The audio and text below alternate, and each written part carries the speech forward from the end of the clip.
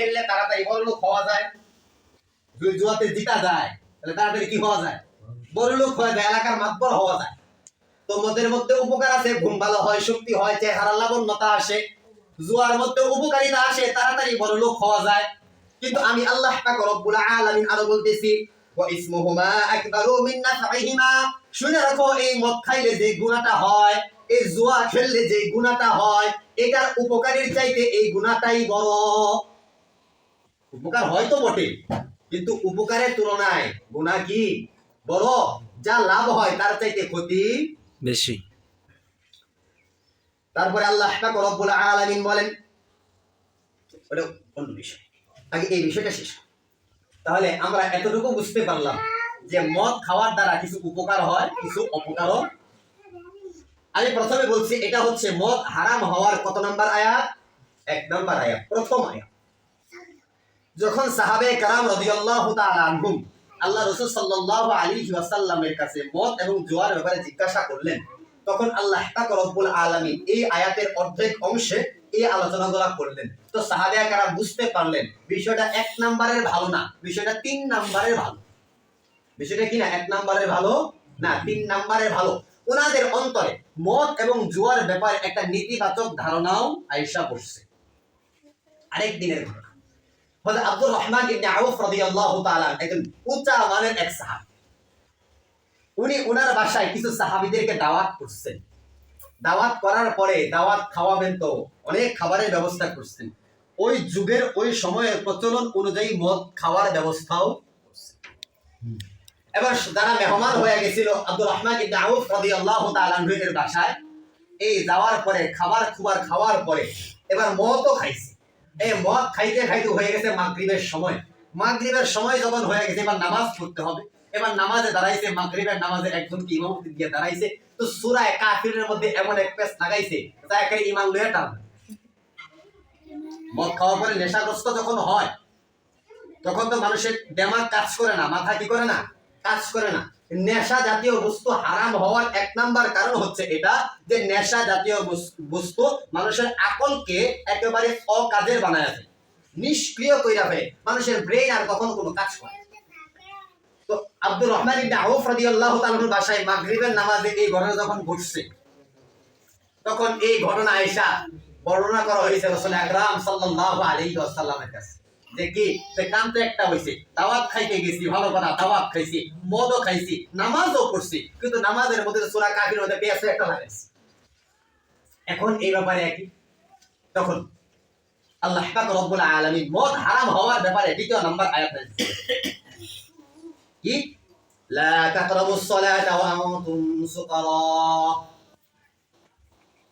লা তাকরাবুস সালাতা ওয়া আনতুম সুকারা।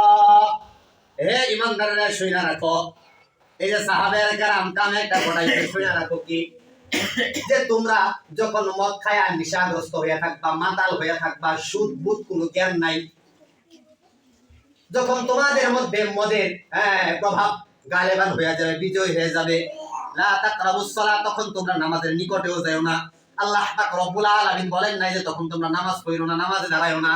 আল্লাহ পাক রব্বুল আলামিন একটা ডেডলাইন দিয়ে দিয়েছে যে তখন তোমরা নামাজ তো পড়া দূরের কথা, নামাজের নিকটেও যাও না। বলেন সুবহানাল্লাহ। দেখেন, প্রথম বলে নাই যে খাও নাই, খায়ও না।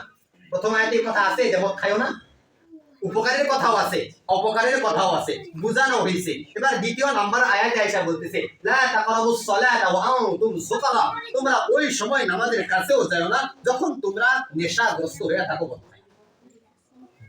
এবার সাহাবায়ে কেরামের আকলের মধ্যে আগে তো এমনিতেই একটা নেতিবাচক ধারণা এই মদের ব্যাপারে, জুয়ার ব্যাপারে আসছে। এবার মদের ব্যাপারে নেতিবাচক ধারণা আরো বদ্ধমূল হয়েছে, যে এখন থেকে যখন নামাজে দাঁড়াবো তখন তার আগে মদ খাওয়া যাবে না। এখন কোনো মানুষ আসরের পরে থেকে আর এশার আগ পর্যন্ত মদ খাওয়ার কোনো সুযোগ আছে না। মদের নেশা কেন তাদের কাটেন? তো ওদের কিছু কিছু সাহাবী রাদিয়াল্লাহু তাআলা আনহুম মদ খাওয়াকে একটা লিমিটেশনের ভিতরে নিয়ে আসছে। যখন এই হালত হয়েছে, নামাজের আগে পরে কেউ মদ খায় না, অন্য যখন বিস্তর সময় থাকে, নামাজ দূরে থাকে, তখন তারা কিছু সময় মদ পান করে। তো একদিন ঘটনা আরো একটা ঘটছে। এক মুহাজির সাহাবী মদ খায়া সারা মাতাল, বড় কবি ছিলেন রাদিয়াল্লাহু তাআলা। তো এই সাহাবী মদ খায়া মাতাল হইয়া কবিতা পড়তেছে। তো কবিতার মধ্যে মদিনার ঘটনা, হিজরতের পরের ঘটনা। এখন কবিতার মধ্যে শুধু মুহাজিরদের গুণগার আর আনসারদের নামে যত খারাপ কথা আছে সব। মদ খায় তো মাতাল হয়ে গেছে, তখন তো আর আকল বুদ্ধি কিছু নাই। বড় কবি, কবিতার নেশা আছে, এই জন্য কবিতা পটর পট মুখ থেকে আসতেছে। কিন্তু যত ভালো কথা সব মুহাজিরদের পক্ষে, আর যত মন্দ কথা সব আনসারদের পক্ষে।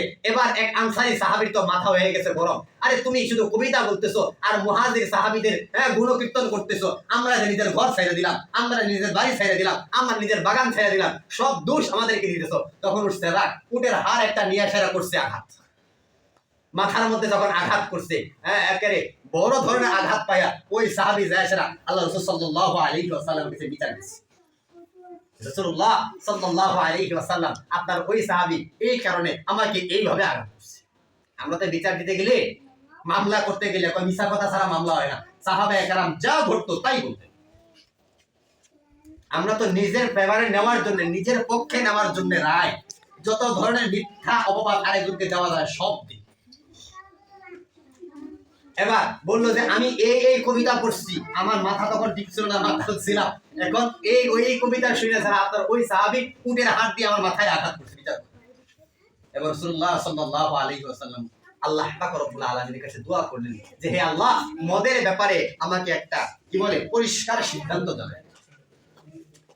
এবার আল্লাহ পাক রব্বুল আলামিন সূরা মায়েদার ওই আয়াত তেলাওয়াত করেছেন, যে আয়াতের কথা প্রথমে আপনাদের বলছিলাম, যে ইন্নামাল খামরু ওয়াল মাইসির ওয়াল আজলামু রিজকুম মিন আমালিশ শাইতান।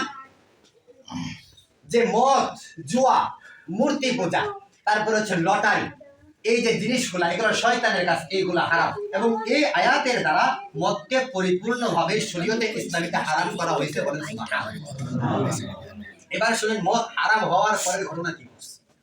এই আয়াত তো নাযিল হয়েছে রাসূল আকরাম সাল্লাল্লাহু আলাইহি ওয়াসাল্লামের কাছে। এখন বিষয়টা যেহেতু একেবারে হারাম কইরা দিবেন আল্লাহ পাক রব্বুল আলামিন, রাসূলুল্লাহ সাল্লাল্লাহু আলাইহি ওয়াসাল্লাম ঘোষক নিযুক্ত করছেন যে তুমি মদিনার অলিতে গলিতে, হাটে বাজারে, একেবারে পাড়ায় মহল্লায় ঘুরা ঘুরা ঘোষণা করো যে আজকে থেকে মদ একেবারে চিরতরে শরীয়তে ইসলামীতে হারাম করা হয়েছে। মুফাসসিরগণ লিখেন যে ঘোষক যখন এই ঘোষণা শুরু করলো মদিনার অলি গলিতে, রাস্তাঘাটে, হাটে বাজারে, যার ঘরে মদের পাত্র ছিল এই পাত্রকে ঘর থেকে বাইরে নিয়ে বাইরে ফেলাই দিচ্ছে। যার ঘরে মদের ড্রাম ছিল এই মদের ড্রাম ভিক্ষা মেয়েরা ঘর থেকে বের হয়ে রাস্তার মধ্যে ফেলাই দিচ্ছে। মুফাসসিরিনে কেরাম লিখেন যে যার এইরকম অবস্থা হয়েছে, মদ পান করার মত অবস্থায় ছিলেন, পেয়ালার মধ্যে মদ ঠোঁটের মধ্যে স্পর্শ করছে, শুধু গিলা বাকি আছে, ওই মতো মুখ থেকে ফেলা দিয়েছেন বলেন সুবহানাল্লাহ। এখন বলে হুজুর কুচা মারলো, আমাদেরকে কেউ কেউ শোনান যে কিছু কিছু সাহাবী তো পান করছে, ওই সাহাবী আর মেয়ারে হক হয় কেন? সাহাবায়ে কেরাম রাদিয়াল্লাহু তাআলা সর্বদিক দিয়ে মেয়ারে, এই উম্মতের সবচেয়ে দামি যে মানুষগুলা ওরা হচ্ছে সাহাবায়ে কেরাম রাদিয়াল্লাহু তাআলা আনহু, যারা মদের ব্যবসা করতেন, দোকানে বিক্রি করার জন্য যত ধরনের মদ ছিল সমস্ত মদগুলা রাস্তার মধ্যে জমিনের মধ্যে ফেলে দিচ্ছে। মুফাসসিরিনে কেরাম লিখেন যে এই দিন অবস্থা এইরকম হয়েছে, বৃষ্টি পড়লে মদিনার অলিগলি দিয়ে পানি যেরকম ভাইসা ভাইসা যাইতো, মদের স্রোত মদিনার অলিগলিতে এইরকম ভাবেই ভাইসা গেছে বলেন সুবহানাল্লাহ। মারিফুল কোরআনের লেখক লিখেন যে বহুদিন পর্যন্ত এই মাটির রং বদলা গেছিল মদের রঙের কারণে। এই যে মাটিতে মদ পড়ছে, এটা শুকাইছে খালি, এটা মাটির রং বদলা গেছে। বহুদিন পর্যন্ত বৃষ্টি পড়লে এটা মাটি যখন ভিজতো, এই ভিজা মাটি থেকে মদের গন্ধ হয়। কি পরিমাণ মদ এই আরবের মানুষদের কাছে মজুদ ছিল। শুধু একটা ঘোষক ঘোষণা করছে আজকে থেকে মদ হারাম, এক ফোঁটা মদ কেউ রাখে নাই। সারা দুনিয়ার সমস্ত ওলামায়ে কেরাম সারা দিন বলে সুদ খাওয়া হারাম, ঘুষ খাওয়া হারাম, আমাদের পকেট থেকে আমরা একটা টাকাও পাই। সাহাবায়ে কেরামের ঈমান আর আমাদের ঈমান এক হয় কি? আমরা সাহাবায়ে কেরামকে অনুসরণ করব না তো করব কাকে? আল্লাহ রাসূল সাল্লাল্লাহু আলাইহি ওয়াসাল্লাম এক সাহাবী মদের ব্যবসা করতেন, আরবেই ছিলেন না, সিরিয়া গেছেন মদ আনার জন্য। মদের বহর নিয়ে যখন আসছে, মদিনায় ঢোকার আগে খবর পাইছে মদ হারাম হয়ে গেছে। এই মদের বহর নিয়ে মদিনায় ঢুকে নেই, পাহাড়ের পাদদেশে মদের বহর রাইখা আল্লাহ রাসূল সাল্লাল্লাহু আলাইহি ওয়াসাল্লাম আয়েশা বলছে হে রাসূল আমি এরকম এরকম শুনছি। রাসূল বলেন হ্যাঁ মদ হারাম হয়ে গেছে, এক ফুটা মদ আর মদিনার সীমানার মধ্যে ঢুকান নাই। ওই পাহাড়ের গলিতেই পাহাড়ের যে পাদদেশ উপত্যকার মধ্যে সমস্ত মদ বেরা মদিনায় প্রবেশ করছে। রাসূলুল্লাহ সাল্লাল্লাহু আলাইহি ওয়াসাল্লাম মদের সাথে জড়িত 10 ব্যক্তির উপরে লানত করছে। নাউজুবিল্লাহ বলবেন না? নাউজুবিল্লাহ। মদের সাথে জড়িত কোনো না কোনো ভাবে মদের সাথে জড়িত এর উপরে আল্লাহ রাসূলের লানত। রাসূলুল্লাহ সাল্লাল্লাহু আলাইহি ওয়াসাল্লাম বলেন যে মদ আর ঈমান কোনো ব্যক্তির মধ্যে একত্রিত হতে পারে।